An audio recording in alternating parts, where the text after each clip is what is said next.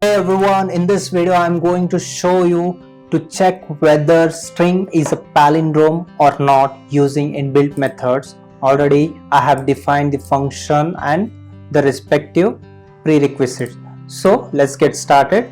So let me write here one variable reversed word or string you can give, and then word dot split, which I've already explained in during the reverse string concept. Word split, then dot reverse, and then I'll be using join method with an empty string, which will help me to reverse the word available in this particular variable. Just like if I pass Hubli, it will give the reversed pattern of this Hubli. Let's console and see what I'll be getting here. Reverse word. So let me run and check. See, you can see here I'm getting the reverse pattern of this Hubli, and you can ignore this one as it is. We are not returning anything from this function at present, so because of that I'm getting the undefined. So now as I'm getting reversed word, I'm going to compare with the original word which I'm passing as a parameter.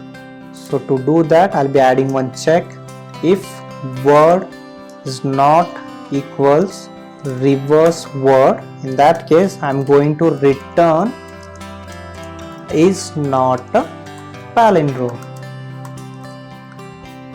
Or we also can concatenate the word as well. Suppose if this bypassed, in that case I'm going to return word plus space is a palindrome. Okay, so I have written the logic, compare and check whether the string is palindrome or not. So let me eliminate this one, and we will keep only one console to see the result. As I've kept input string as Hubli, so let's check whether this is palindrome or not. So let me clear this and rerun it.